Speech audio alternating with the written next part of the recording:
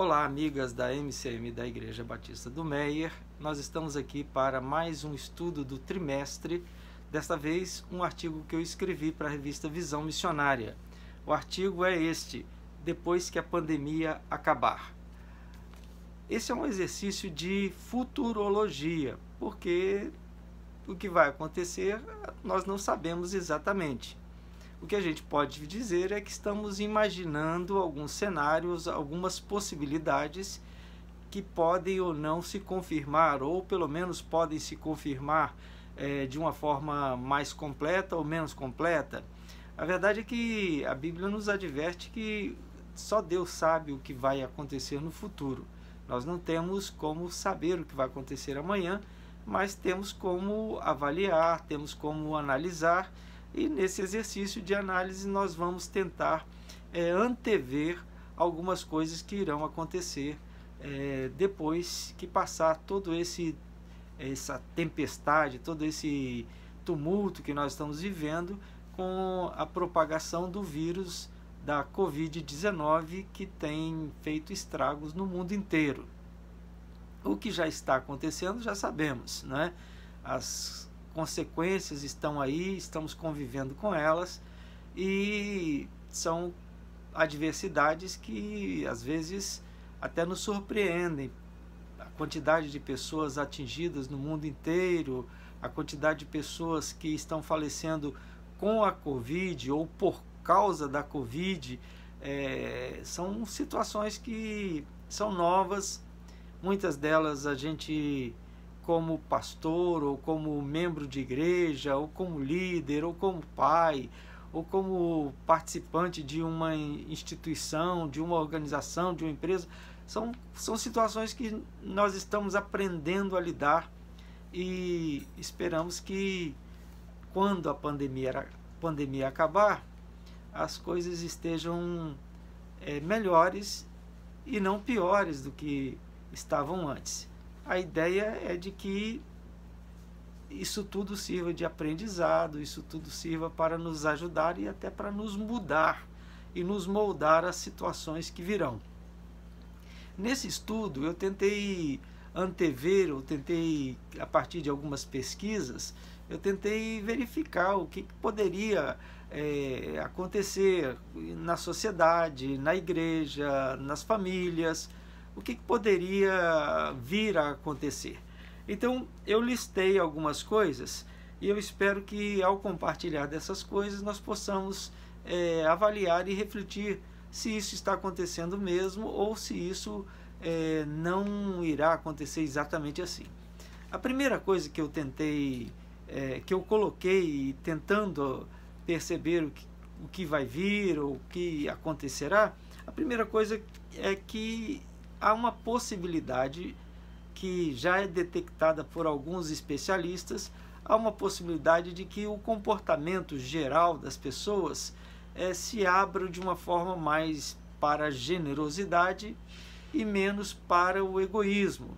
Isso porque a pandemia fragilizou as pessoas, a pandemia diminuiu as certezas que as pessoas tinham. Antes as pessoas viviam como se a vida fosse eterna, a vida fosse sem nenhuma grande surpresa, e de repente tudo muda. De repente aquilo que a gente nem podia imaginar passa a ser o que está sendo chamado de novo normal. Imagine uma cidade como o Rio de Janeiro, por exemplo, onde nós vivemos, num dia ensolarado, ninguém poder ir à praia. Então essas coisas, essas mudanças inesperadas, essas mudanças radicais, elas trouxeram uma insegurança. E quando nós nos sentimos inseguros, a tendência é nós buscarmos nos outros a segurança, buscarmos nos outros a divisão das preocupações, de compartilhar as dores. Então, há uma perspectiva de que após a pandemia, a sociedade se torne um pouco mais generosa e um pouco menos egoísta. As pessoas estarão mais propensas, as empresas, as instituições, os próprios órgãos governamentais estarão mais sensíveis às dificuldades e às necessidades. Então, uma das coisas que se antevê, uma das coisas que se percebe é a possibilidade de um mundo onde haja um pouco mais de generosidade e um pouco menos de egoísmo. A confirmar, né? Nós estamos tentando verificar o que vai acontecer, estamos tentando antever, e eu espero que isso seja uma tendência, uma possibilidade que se confirme. Uma segunda consequência, uma segunda possibilidade que nós temos diante de nós é a de termos um pouco mais de valor, ou de darmos um pouco mais de valor para o que é essencial e menos valor para o que é supérfluo. Novamente, as incertezas são muito maiores agora. A segurança também é muito menor. Nós não sabemos o que pode acontecer daqui a pouco. As pessoas que há bem pouco tempo atrás estavam do nosso lado, convivendo conosco, algumas delas não estão mais. A pandemia da Covid tem ceifado vidas, tem levado pessoas que antes eram tidas como saudáveis, eram tidas como pessoas que ainda viveriam por muito tempo e de repente não estão mais aqui. Então isso nos desperta, como nos adverte lá o autor de Eclesiastes, nos desperta para o valor das coisas que são realmente valiosas. Eclesiastes diz, é melhor estar numa casa onde há luto do que numa casa onde há festa. Isso quer dizer que diante do luto, diante da perda, diante da morte, nós paramos para pensar no que realmente é importante. Nós estamos vivendo um tempo em que a morte se tornou frequente. A quantidade de amigos, de conhecidos, a quantidade de pessoas do relacionamento que estão sendo afetadas é muito grande. Então isso leva a uma percepção do que é realmente importante, do que realmente é necessário, o que vale a pena na vida, o que realmente é significativo. As pessoas antes estavam muito voltadas para a aparência, para o superficial, para o supérfluo, para a marca, para a grife. Agora não, agora há uma percepção de que essas coisas são extremamente supérfluas, desnecessárias, não têm valor. Há uma preocupação agora, se percebe isso, e essa tendência tende a se confirmar, de se dar muito mais valor ao que é essencial e muito menos valor às coisas aparentes, às coisas que são supérfluas.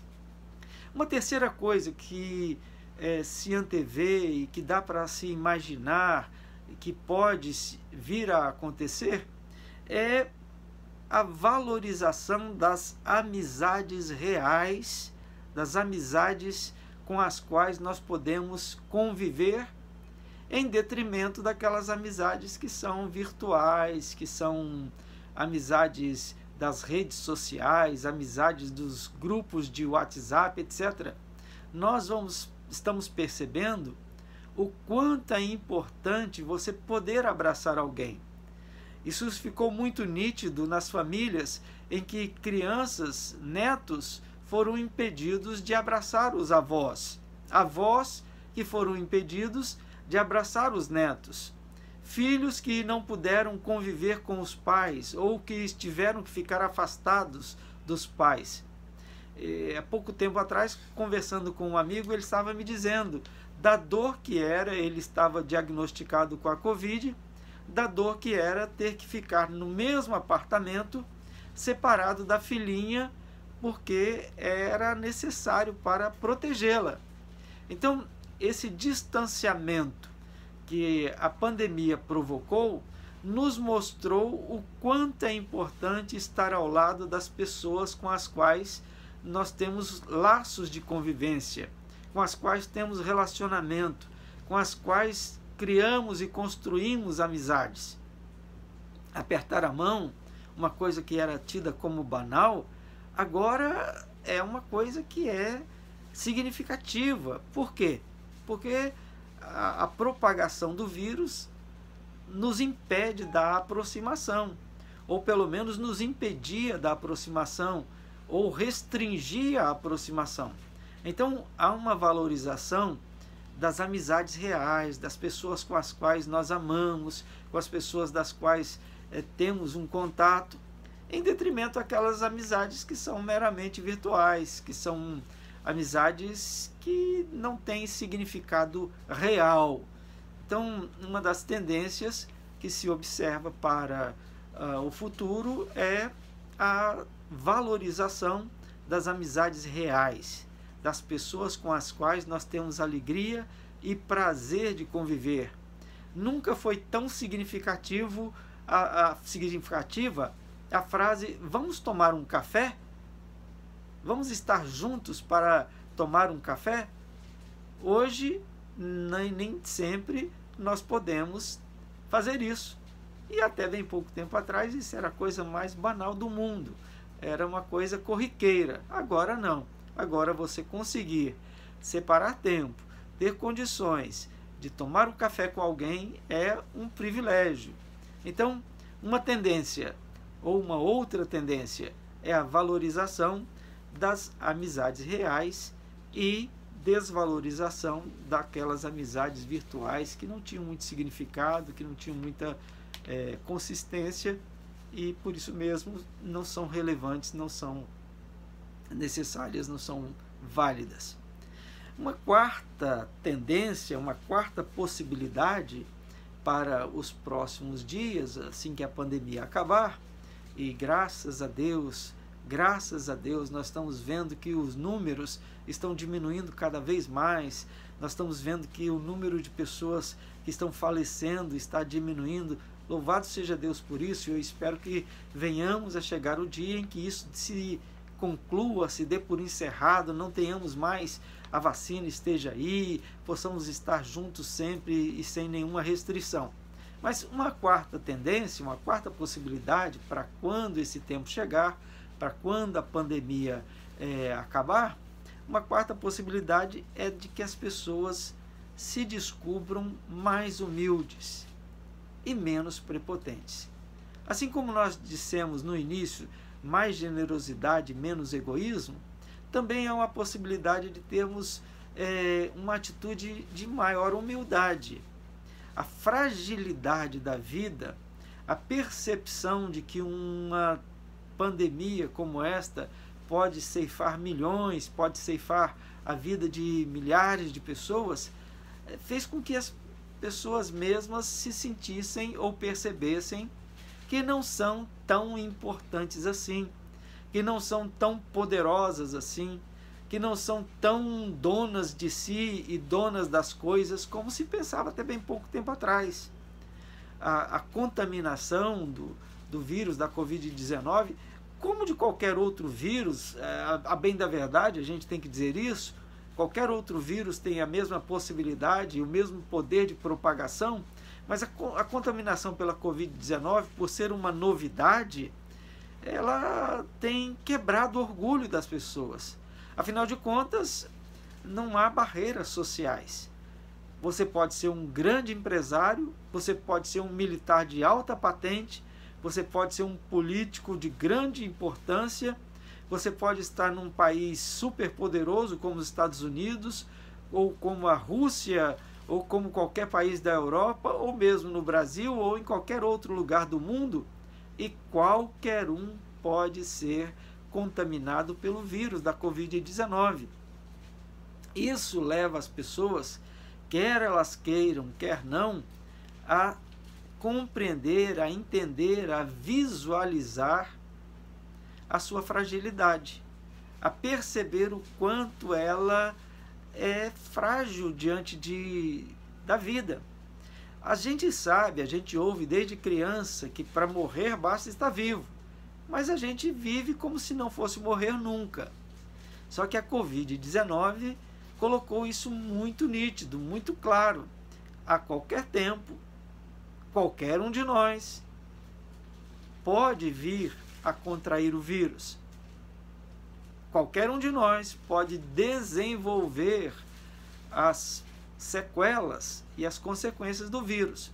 É bem verdade que 99%, 98% das pessoas, graças a Deus, não vão ter grandes consequências. Talvez nem sequer algumas dessas nem sequer percebam que tiveram contato com o vírus. Mas isso não exclui os 2, 3% que irão sofrer, e alguns deles sofrer consequências graves e até mesmo vir a falecer. Então tudo isso faz com que a pessoa ou as pessoas percebam a sua grande fragilidade, percebam quanto elas são passíveis de perecer a qualquer momento. Isso nos faz mais humildes, quebra o orgulho, faz com que nós nos sintamos realmente como somos, pequenos e miseráveis seres diante de um Deus que é extremamente poderoso. Então, mais humildade e menos prepotência, menos orgulho, menos vaidade, menos presunção. É isso que a tendência, essa é uma tendência que se mostra bem possível, bem provável. Então, 4 possibilidades, 4 tendências que estão diante de nós. A possibilidade de termos uma sociedade mais generosa e menos egoísta, uma sociedade e, portanto, pessoas que valorizam mais o que é essencial e não o que é superficial, pessoas que valorizam as amizades verdadeiras, reais, concretas, e não tanto as amizades virtuais, e mais humildade e menos prepotência. Então, este é um cenário, essas são algumas tendências que estão diante de nós, que podem vir a se confirmar, e há algumas indicações que vão se confirmar, mas podem vir a se confirmar assim que a pandemia for acabando, for terminando e as pessoas se derem conta do grande pesadelo que todos nós passamos. Agora, em que pese tudo isso, algumas coisas precisam ficar claras, precisam ficar nítidas. Em primeiro lugar, com todas essas situações, nós não podemos perder de vista, especialmente nós que cremos em Deus, que o Senhor, o nosso Deus, Ele continua sendo o Senhor dos senhores, o Deus dos deuses, o dono de todas as coisas, que tem o mundo em suas mãos. Então isso é uma certeza que a gente não pode esquecer, é uma percepção, uma convicção que a gente não pode esquecer. O nosso Deus permanece sendo o Senhor dos senhores, aquele que tem o poder em suas mãos. Uma segunda coisa que a gente deve perceber e se dar conta, e eu até mencionei isso no artigo, é que nós como pessoas, como igreja, como povo, como país, como humanidade, precisamos rever as nossas atitudes, a nossa forma de agir e verificar se devemos ou não nos colocar diante de Deus numa atitude de arrependimento. Porque nós podemos, como Deus disse para Salomão, no momento da consagração, da dedicação do templo, Deus disse para ele, olha, se houver humildade, se houver humilhação por parte daqueles que estão em pecado, por parte daqueles que estão em rebelião e rebeldia, por parte daqueles que estão agindo contrariamente à minha vontade, se houver arrependimento, se houver humilhação, se houver busca sincera, eu olharei dos céus, eu me voltarei para aqueles que estão clamando por perdão e eu sararei a terra. Em outras palavras, muito do que está acontecendo é fruto da nossa rebelião contra Deus. Muito do que está acontecendo é fruto do que nós mesmos semeamos. E Paulo, escrevendo aos Gálatas, nos lembra, o que nós semeamos, nós colhemos. Então, o que a humanidade vive agora é a colheita daquilo que ela mesma vem semeando, a rebelião contra Deus.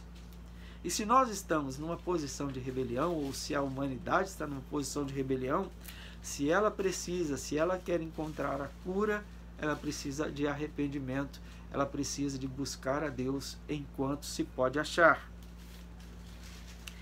é bom que a gente conclua esse estudo, essa reflexão, lembrando o que Deus disse através de Moisés ao povo, ao seu povo, naquele momento da despedida: eis que os céus e os céus dos céus são do Senhor teu Deus, a terra e tudo que nela há, pois o Senhor vosso Deus é o Deus dos deuses, é o Senhor dos senhores, o Deus grande, poderoso e temível, que não faz acepção de pessoas, nem aceita suborno. Esse é o Deus a quem nós temos que recorrer, a quem nós temos que buscar. Porque quer queira, se confirmem as tendências, quer não, nós estamos diante de um Deus que espera fidelidade, que espera justiça, que espera obediência, que espera a santidade dos seus filhos. Que nós possamos então, lembrando que todas as coisas contribuem para o bem daqueles que amam a Deus, que nós possamos estar preparados para os dias que virão, sabendo que de um jeito ou de outro o nosso Deus é o nosso Deus, que permanece hoje e eternamente, que permanece para sempre. Que Deus abençoe você, que Deus abençoe sua vida, que Deus abençoe sua casa, que Deus abençoe sua família, que os seus dias sejam dias de gratidão e alegria, e que nós possamos, assim que acabar todo esse isolamento da pandemia, que nós possamos estar juntos para tomar um café, para comer um bolinho e para nos alegrarmos diante do Senhor. Que Deus te abençoe, fique com Deus e na sua paz. Amém?